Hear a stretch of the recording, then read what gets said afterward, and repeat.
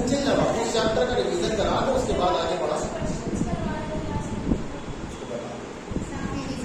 हाँ, रिवीजन इसको कंप्लीट करा दो, ठीक है, उसके बाद में नया स्टार्ट। तो नया टॉपिक है, क्वेश्चन लिख लो। लिखा है कोई बात नहीं लिखा है फिर से लिख लो।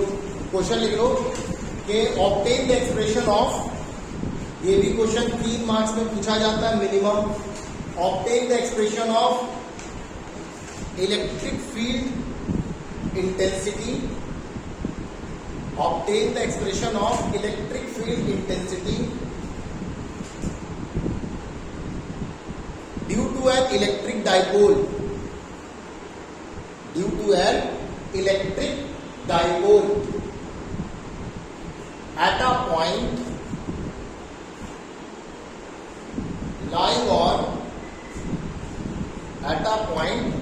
lying on end on position, END end है, end on position, ब्रैकेट में कर लीजिए एक्सियल पोजीशन। ठीक, अब ये 3 मार्क्स का क्वेश्चन आता है। 3 मार्क्स में ISC board, CBSE board, UP board, state board, Cambridge board, what ever board, ये 3 मार्क्स का क्वेश्चन बचेगा अगर आएगा, अगर प्रूविंग आती है। तो देखो 3 मार्क्स में सबसे पहला 1 मार्क्स आपको प्रॉपर डायग्राम पर आता है। ठीक, अब वो प्रॉपर डायग्राम कैसे बनाना ये देखो जरा।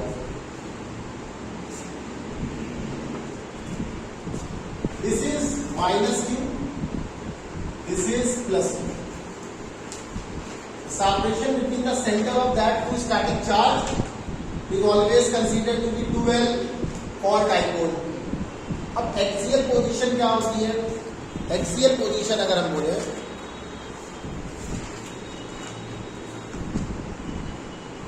एक्सियल पोजीशन ये कहलाती है, इसी को एंड ऑन कहते हैं। यहां पर एक पॉइंट है P, where we have to find out the electric field. ठीक, अब इस पॉइंट की डाइपोल के सेंटर से दूरी दी जाती है या आपको माननी पड़ती है, दैट इज आर। मतलब मिड से ये दूरी कंसीडर की जाएगी एल और ये दूरी कंसीडर की जाएगी एल। Is it clear? तो what would be this length? R minus L. Is it clear? And what would be this length? R plus. अब बताओ करीब कौन सा चार्ज है? Which charge is nearer to point P? Which charge is nearer to point P? Q plus. Q? Because its distance is less as compared to this one. Is it clear? So कह रहे हो, ध्यान से देखो। अब let the electric field due to positive charge is even. और बेटा याद रखना, पॉजिटिव चार्ज इलेक्ट्रिक फील्ड अपने से दूर की तरफ फेंकता है, and the electric field due to negative charge is E2, और वो अपने तरफ फेंकता है, खींचता है इलेक्ट्रिक फील्ड। इलेक्ट्रिक फील्ड कैसी क्वांटिटी है? Vector quantity. और वेक्टर क्वांटिटी का सीधा सा लॉजिक होता है, उसमें हमें साइन नहीं लेना पड़ता, डायरेक्शन लेना पड़ता है।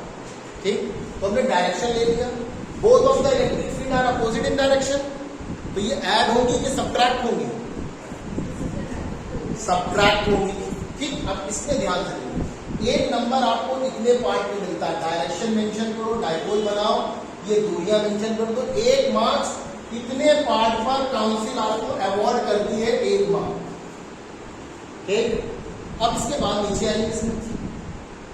पहली चीज E1 और E2 की वैल्यू मेंशन करते हैं। E1 इलेक्ट्रिक फील्ड स्ट्रेंथ का फॉर्मूला होता है 1/4 pi epsilon naught charge is Q upon R minus L का whole square, and E2 that is 1/4 pi epsilon naught Q upon R plus L whole square. Then net electric field will be E1 minus E2। अब यहां पर अगर आपने E1 plus E2 लिख दिया तो 1 number आपका डिडक्ट हो जाएगा। इस बात के लिए क्योंकि आपको ये नहीं पता है कि both of the direction are opposite and electric field is a vector quantity, तो वेक्टर क्वांटिटी का जो एडिशन होता है वो वेक्टर फॉर्म में लेंगे। तो वेक्टर फॉर्म में लेने का मतलब हुआ अगर दोनों का अपोजिट डायरेक्शन है तो माइनस साइन, और दोनों का अगर सेम डायरेक्शन है तो प्लस साइन। बच्चे क्या गलती करते हैं, ये स्कूल के टीचर गलती करते हैं, वो यहाँ पे E1 प्लस E2 लिखवा देते हैं, वे कहते हैं डायरेक्शन अपोजिट है तो एक को माइनस साइन लगा दो, बट इस पॉइंट पर एक नंबर कट जाता है। ठीक, अब यहां पर देखो E is equal to E1 क्या है, that is this 1/4 pi epsilon naught Q upon R minus L का whole square minus 1/4 pi epsilon naught Q upon R plus L का whole square. Now E is equal to, take out the common part, that is Q upon 4 pi epsilon naught in big bracket 1 upon R minus L whole square minus 1 upon R plus L whole square. Now E is equal to Q upon 4 pi epsilon naught. Now take the LCM. LCM would be R minus L ka whole square and R plus L ka whole square. Here it would be R plus L whole square minus R minus L whole square. Is it clear? Now one more step. E is equal to Q upon 4 pi epsilon naught R square plus L square plus 2RL. Now the minus sign will be multiplied to the square of R minus L, then it would be minus R square minus L square and plus 2RL. Have you got this or not? Yes. Now it is A minus B, A plus B. That is equal to A square minus B square. Yes. Both of them having the square. So you may directly put what? R square minus L square raised to the power 2. Is it clear? देखो एक number तो आपको यहां से यहां तक के section में एक नंबर अवॉर्ड हो जाता है। अब यहां से और लास्ट तक में आपको दो जगह एक एक नंबर देते हैं और दो में से किसी एक को कंसीडर किया जाता है। मैक्सिमम 3 नंबर में पूछा जाता है। तो एक नंबर तो डायग्राम में कंपल्सरी, एक नंबर आपको इतने पार्ट में अवॉर्ड कर दिया जाता है, ये या बल्कि यहां तक दिया जाता है एक नंबर कि या तो आपने ये लिखा हो या आपने ये मेंशन कर दिया हो डायरेक्ट। ठीक, ये एक नंबर का पार्ट यहां से यहां तक हो गया।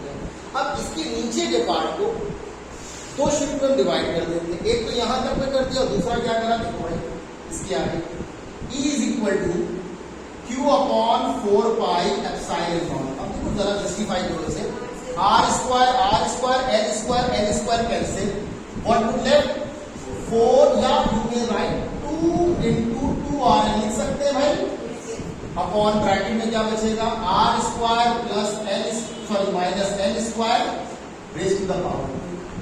अब यहां पे आप लिखोगे बिकॉज, मेंशन जरूर करना 2QL बराबर क्या होता है, दैट इज P। इसे क्या कहते हैं, क्या कहते हैं बेटा, बोलने में मेहनत कर लो यार, थोड़ा सीधे बैठ जाओ, इसके पढ़ने आए हो सोने नहीं आए हो। तो 2QL बराबर क्या है, P। अब ध्यान से देखो E इज इक्वल टू क्या आएगा, 1/4 पाई एप्सिलॉन नॉट 2QL की जगह हमने लिख दिया P, क्या बचेगा 2R upon R square minus L square raise to the power 2। अब इसके बाद एक स्टेप जरूर लिखोगे, L square is very very less than R square, so L square can be neglected.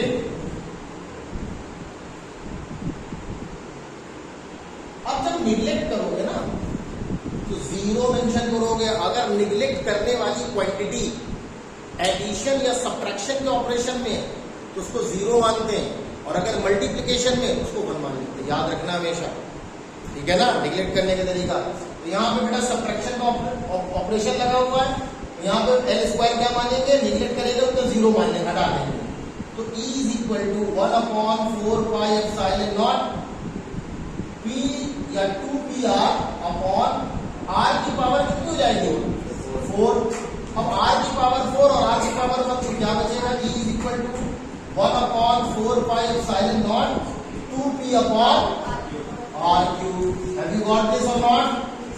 अब एक नंबर देखो यहां से लेकर यहां तक में आपके 2 बार एक नंबर काउंट किए जाते हैं। अब मान लो फॉर एग्जांपल किसी ने यहां से लेकर और यहां तक तो सही किया है, उसको एक नंबर अवार्ड हो गया, बाकी हमें नहीं देखा।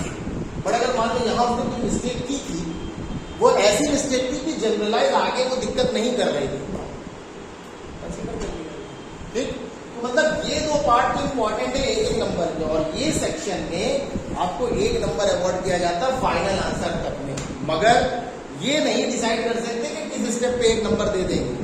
ये जरूर से जरूर मेंशन कर दो, ये इंपॉर्टेंट चीज है। मतलब ये समझ लो कि इस जस्टिफिकेशन में अगर आपने ये ना लिख के सीधे इसके बाद ये मेंशन कर दिया है और पी आपने मेंशन नहीं किया कि व्हाट इज पी, ये गलत माना जाएगा। Is it clear?